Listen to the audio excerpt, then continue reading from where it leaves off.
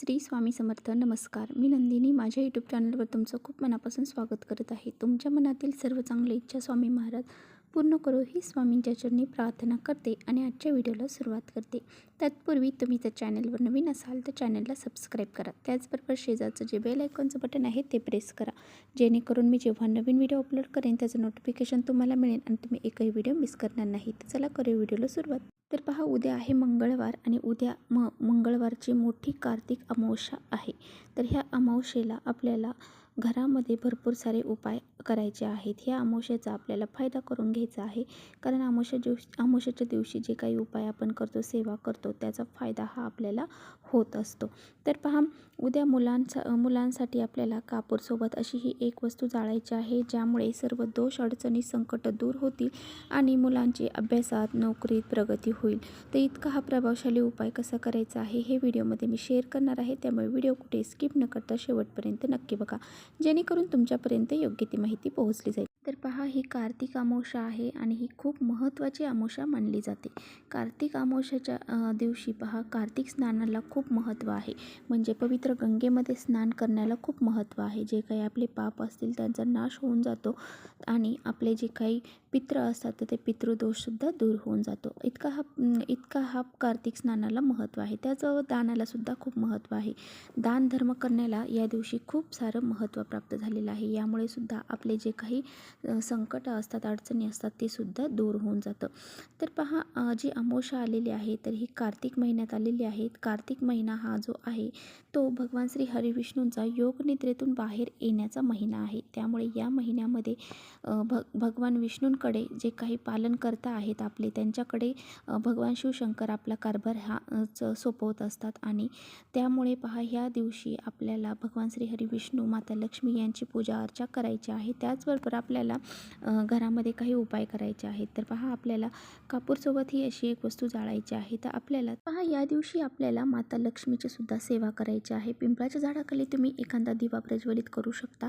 त्याचबरोबर पहा, आपल्याला भगवान विष्णूंची सेवा करायची आहे आणि पितरांची आपल्याला सेवा करायची आहे. पितृ दोष दूर होण्यासाठी आपल्याला पितरांची सुद्धा सेवा करायची आहे. त्याचबरोबर भरपूर असे उपाय आपल्याला करायचे आहेत. तर पहा, मुलं असो किंवा मुली असो, त्या दोघांसाठी सुद्धा आपल्याला हा उपाय करायचा आहे. तर तुम्ही हा उपाय दिवसभरामध्ये कधीही करू शकता. संध्याकाळी केला तर अति प्रभावशाली ठरू शकतो. पहा, एखादा मुलगा आहे, मुलगी आहे, खूप अभ्यासामध्ये हुशार आहे, परंतु ती खूप अभ्यास करते, परंतु तिच्या अभ्यासामध्ये लक्ष लागत नाही, किंवा मग ती जे काही अभ्यास करते ते लक्षात राहत नाही, किंवा तिची म्हणावी अशी प्रगती होत नाही. तर पहा, इतर वेळेस खूप चांगले मार्क येतात आणि ऐन वेळेस म्हणजे ज्यावेळेस बोर्डाची एक्झाम असते त्यावेळेसच आपले मार्क कमी होऊन जातात. तर अशा वेळेस पहा, आपल्याला काही असे मुलांसाठी उपाय करायचे आहेत. मुलं जर नोकरीला प्रयत्न करत आहेत तर त्या नोकरीमध्ये काही अडथळे निर्माण होतात, ते अडथळे दूर करण्यासाठी सुद्धा हा उपाय करायचा आहे. तर पहा, आपली मुलं जे असतात तर प्रत्येक आई वडिलांना वाटत असतं की आपले मुलं हे हुशार असावे, त्यांनी खूप साऱ्या नोकरी किंवा मग मोठा व्यवसाय या गोष्टीमध्ये त्यांना यश प्राप्ती व्हावी. तर अशा वेळेस पहा, आपल्याला नशिबाची साथ हवी असते. ती नशिबाची साथ हे काही उपाय जर केले तर आपल्याला मिळते आणि आपले जे काही अडचणी असतील, संकट असतील, ते दूर होऊन जातात आणि मुलांची ह्या क्षेत्रामध्ये प्रगती होऊन जाते.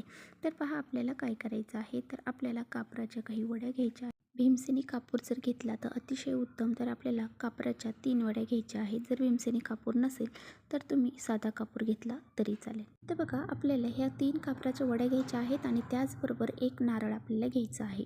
तर नारळ नवीनच घ्यायचं आहे. घरात आपल्याला असलेलं नारळ ते घ्यायचं नाही. जे नवीन नारळ आहे म्हणजे वापरलेलं नाही असं नारळ आपल्याला घ्यायचं आहे. त्यामध्ये पाणी असायला. तर पहा, मुलांना आपल्याला बसवायचं आहे तर ते पूर्वे पश्चिम बसू शकता किंवा मग उत्तरेला तोंड केलं तरी चालेल. फक्त आपल्याला दक्षिणेकडे त्यांचं तोंड होईल असं बसवायचं नाही.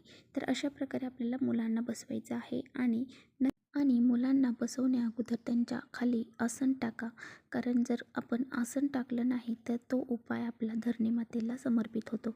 तर पहा मुलांसाठी उपाय करत आहोत तर मुलांनाच लागू झाला पाहिजे. त्यामुळे पहा आसन टाका, त्यावरती मुलांना बसवा आणि नंतर हा उपाय. नारळाची शेंडी जी आहे तर ती मुलांच्या दिशेने करायची आहे आणि त्यावरती ह्या 3 कापराच्या वड्या ठेवून आपल्याला त्या प्रज्वलित करायच्या आहेत. आता बघा हा जो आपण कापूर प्रज्वलित केला त्यानंतर आपल्याला हा नारळ जो आहे तर तो मुलांवरून 3 वेळा ओवाळून घ्यायचा. आता बघा जसं घड्याळाचं काटं फिरतो, जसं आपण क्लॉकवाईज फिरवतो त्याचप्रमाणे ह्या जो नारळ आहे 3 वेळा ओवाळून घ्यायचा आहे. मुलं जर 2 असतील तर 2 मुलांवरून तुम्ही 1 नारळ फिरवला तरी चालेल. तर पहा मुलं कितीही असू द्या, तुम्हाला एकच नारळाचा उपाय करायचा आहे.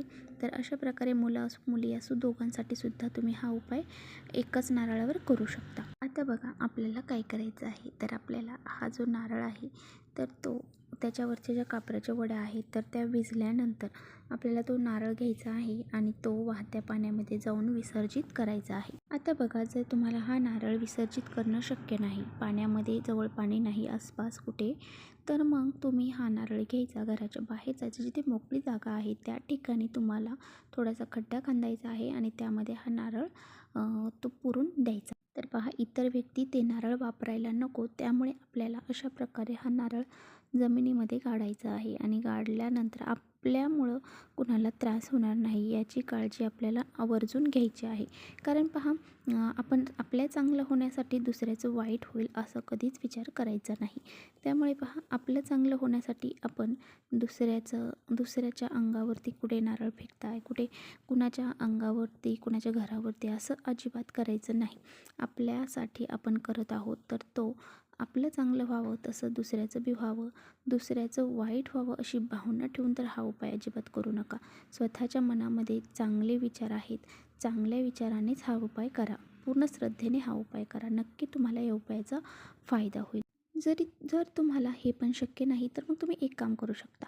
तुमचा जो कचऱ्याचा डब्बा आहे त्यामध्ये तुम्ही हा नारळ फेकून देऊ शकता. तुमच्या डस्टबिनमध्ये, तुमच्या कचऱ्याच्या गाडीमध्ये सुद्धा टाकू शकता. उपाय करून झाल्याच्या नंतर हा नारळ तुम्हाला घरात ठेवायचा नाही. एक वेळेस तुम्ही घराच्या बाहेर नेऊन ठेवला तरी चालेल आणि त्यानंतर तुम्ही डस्टबिनमध्ये टाकला किंवा मग कचऱ्याच्या गाडीत टाकला तरी चालेल.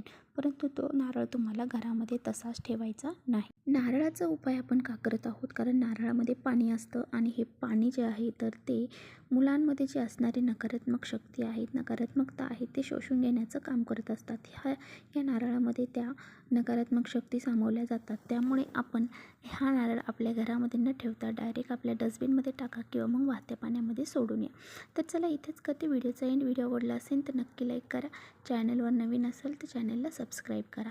तर अजून एक गोष्ट सांगायची, मुलं जर तुमचे जवळ नाही आहे तर कुठे बाहेर गावी असतील तर मग तुम्हाला हा उपाय करता येणार नाही. तुमची मुलं ज्यावेळेस घरी येतील त्यावेळेस तुम्ही जे अमावस्या येईल त्या अमावस्येला करू शकता किंवा मग शनिवारच्या दिवशीसुद्धा हा उपाय करू शकता. तर चला इथेच करते व्हिडिओचा आणि व्हिडिओ आवडला असेल तर नक्की लाईक करा. चॅनलवर नवीन असाल तर चॅनलला सबस्क्राईब करा. परत भेटूया अशा छानशा व्हिडिओसोबत. तोपर्यंत श्री स्वामी समर्थ.